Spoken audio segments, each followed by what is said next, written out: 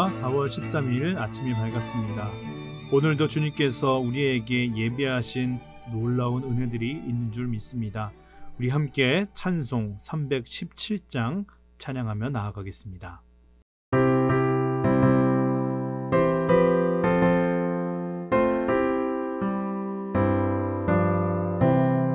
내 주 예수 주신 은혜 한없건만 내 주 앞에 이 적은 것 다 드리니 주 예수여 내 정성을 받으소서. 주 날 위해 보배로운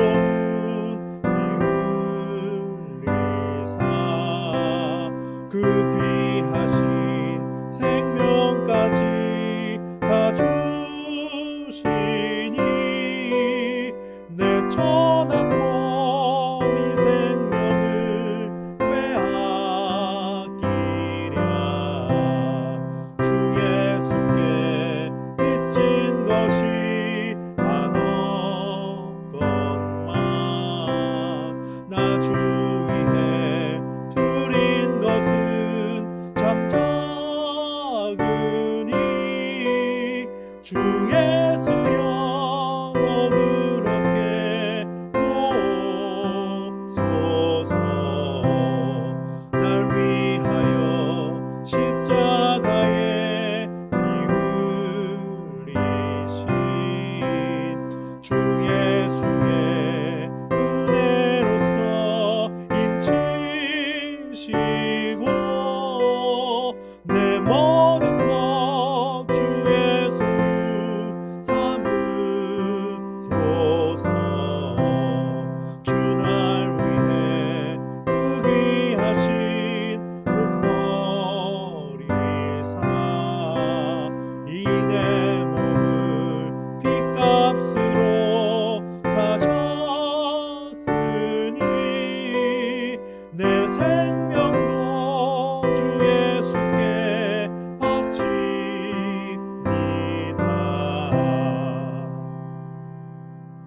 기도하겠습니다. 사랑이 많으신 주님, 오늘 또 우리에게 새날 주시고 우리에게 새 소망을 주시는 것을 감사합니다. 어렵고 힘든 때를 살고 있는 저희들에게 주님께서 우리와 함께 하심을 또한 확증하시고 주의 말씀을 이 시간 허락하여 주시옵소서. 항상 말씀 의지하며 사는 저희들 될 수 있도록 이 시간 역사해 주시옵소서. 감사드리며 예수님 이름으로 기도하옵나이다. 아멘. 오늘 우리에게 주시는 말씀 출애굽기 4장 18절로 23절 말씀입니다.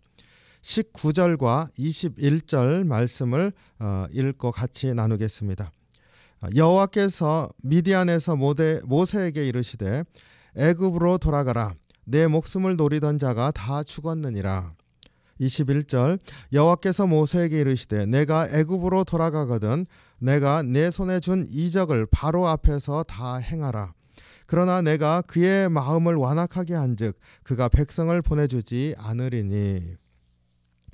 모세가 장인 이드로에게 이제 하나님께서 나를 이집트로 내려가라, 내 백성을 이제 살피라고 했습니다.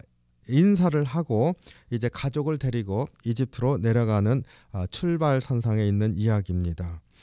여기에서 하나님께서 이제 모세에게 이집트로 내려갈 때가 되었다 이렇게 말씀하시는데 이 때에 대해서 그리고 이제 가서 해야 할 일에 대해서 설명해 주는 말씀이 바로 19절 말씀입니다. 애굽으로 돌아가라. 내 목숨을 노리던 자가 다 죽었느니라.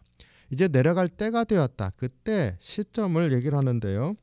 모세를 죽이려고 했었던 그 자들이 다 죽었다. 아마 그 이전 바로 왕도 죽었고 또 그 사실을 알고 있는 신하들도 죽고 이렇게 세월이 흘렀다는 말일 것입니다. 어떤 의미로는 그 시대가 바뀌었다. 모세를 알던 사람들 그리고 모세를 죽이고자 하는 사람들이 바뀌고 다른 사람들이 있는 그런 시대의 변화를 보여주고 있습니다. 그러니까 모세가 이집트로 돌아갈 때에 대해서 얘기하는 그것이 이제 이쯤 됐으면 됐다 이런 것이 아니라 시대의 변화를 얘기해 주는, 그래서 그로 말미암아 새로운 시대가 시작되고 있는 것을 우리로 생각하게 해줍니다. 이스라엘 백성에게도 이로 말미암아서 새로운 시대를 이제 맞이하게 되는 것이죠. 그래서 때에 대한 언급 출애굽기 1장부터 이렇게 쭉 여러 번 나오는데요. 그것을 보면은 공통점이 있는 것 같습니다. 모세가 태어나기 전에 이스라엘 백성에게 아주 심각한 변화가 일어나는 그 때를 언급하는 말 기억하실 줄로 믿습니다. 요셉을 알지 못하는 왕이 이제 이집트의 왕이 되었다. 그로 말미암아서 이스라엘 백성들이 이제 노예가 되어지고 심한 노역에 시달리면서 고통 가운데 하나님께 호소하게 되지 않습니까? 그러니까 새로운 시대가 바뀌었다고 하는 것, 그것을 요셉을 알지 못하는 왕이 이제 이집트의 왕이 되었다, 바로가 되었다, 이렇게 얘기를 하고 있습니다. 그러니까 새로운 시대 전환을 왕의 변화 혹은 그 알던 사람이 없어지고 모르던 사람이 왕이 되었다, 뭐 이런 식으로 표현을 하고 있죠. 또 모세가 장성한 후에 모세에게 있어서 가장 중요한 전환이 일어나는 그 때가 언제입니까? 사건이 등장하게 되는데 모세가 이집트 사람을 죽여서 땅에 묻었다는 사실이 알려지게 되고 바로 왕이 그것을 듣고 이제 모세를 죽이고자 하매, 그래서 왕이 모세에 대해서 태도가 바뀌는 그런 사건이 일어나고 그것이 전환점이 되는 때를 맞이하게 됩니다. 모세가 미디안 광야로 도망치게 되지 않습니까? 그러니까 계속 언급되어지고 있는 그 때가 그 모세의 라이프 스테이지를 바꿔놓고 있는데 그게 시대의 변화와 연관이 있고 그 시대의 변화는 왕이나 혹은 주변 환경의 변화와 연관되어져서 언급되고 있습니다. 그렇기 때문에 이제 모세가 돌아가는 때도 이제 너를 죽이려 하던 자들이 다 없어졌다. 출애굽기 처음부터 지금 모세가 돌아가는 이 시점의 때까지 전부 이런 그 시대의 전환 혹은 사람들의 변화를 통해서 얘기해주고 있습니다. 그래서 제가 이것을 보면서 우리의 삶에도 시대의 변화가 있다. 역사 속에서는 그 왕조의 변화, 뭐 이런 것들이 큰 시대의 변화 아닙니까? 그런데 우리는 그런 큰 변화를 겪으며 사는 게 아니라 살아가면서 많은 일들이 있지만 그래도 우리가 느끼기에 시대의 변화를 느끼는 것들이 있습니다. 코로나 시대 그리고 코로나 시대 이후 이것도 어쩌면 큰 시대의 변화일 것 같습니다. 이러한 시대의 변화가 우리의 삶에도 있고 우리가 신앙생활하면서 어떤 시즌의 변화 뭐 이렇게 얘기도 합니다. 이런 변화가 있을 때 오늘 본문을 보면서 깨닫길 원하는 것은 두려워할 일이 아니라는 겁니다. 시대의 변화로 일어나서 그것이 모든 것이 끝나는 것이 아니라 그 시대의 변화 때마다 하나님께서 모세에게 하게 하시는 일들이 있었습니다. 그 태어나서 자라게 하시고 그 다음에 도망치게 하셨는데 사실은 그게 광야 생활을 알게 하시고 이스라엘 백성이 이제 탈출하게 될 길을 이제 아는 그런 어떤 의미에선 훈련의 기관이 되기도 합니다. 그리고 이제 다시 이집트로 돌아가는 때가 되었을 때도 이제 모세는 충분한 지도자의 자질을 갖추는 그러한 시기가 지났습니다. 할 일을 함께 주시는 것을 보게 됩니다. 그러니까 시대의 변화로 말미암아서 낭망하는 게 아니라 시대의 변화가 암흑기일 때도 있고 밝을 때도 있지만 그러한 변화로 말미암아서 우리의 삶이 달라지는 것이 아니라 그때마다 하나님께서 우리에게 하게 하시는 일이 있고 그때마다 그런 것을 통해서 한 걸음씩 앞으로 나아가게 하신다 하는 것을 우리가 분명히 고백할 수 있기를 원합니다. 시대의 변화가 할 일과 함께 언급되고 있다. 내가 애굽으로 돌아갔거든 내가 내 손에 준 이적을 바로 앞에서 다 행하라.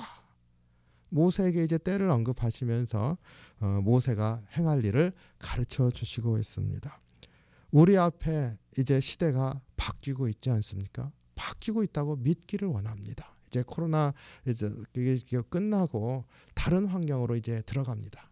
이제 시즌이 바뀐다고 이렇게 고백하기를 원합니다.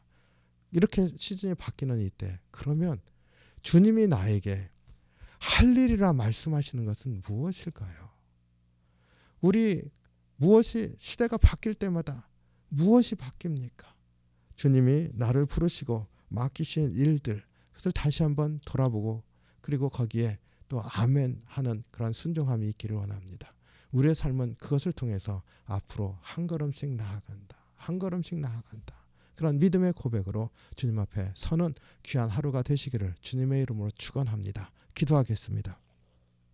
사랑이 많으신 주님, 주님의 은혜와 사랑에 감사합니다. 시대가 바뀌고 혹은 시즌이 바뀔 때마다 우리의 심령이 주님께서 나를 부르시고 행하게 하시는 일이 있다.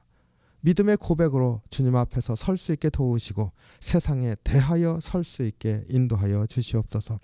오늘도 우리가 짊어진 짐이 무거울지라도 다시 한번 주님께서 우리를 부르시고 또 이끄시는 것을 볼 수 있게 도우시고 의지할 수 있게 인도해 주셔서 시대에 부응하는 믿음의 사람으로 설 수 있도록 이끌어 주시옵소서. 오늘도 주의 축복 가운데 거하게 이끄실 줄 믿고 감사드리며 예수님 이름으로 기도하옵나이다. 아멘. 주기도문 하겠습니다. 하늘에 계신 우리 아버지여, 이름이 거룩히 여김을 받으시오며 나라의 마옵시며 뜻이 하늘에서 이룬 것 같이 땅에서도 이루어지이다. 오늘날 우리에게 일용할 양식을 주옵시고 우리가 우리에게 죄진 자를 사해 준 것 같이 우리의 죄를 사하여 주옵시고 우리를 시험에 들게 하지 마옵시고 다만 악에서 구하옵소서. 대개 나라와 권세와 영광이 아버지께 영원히 있사옵나이다. 아멘.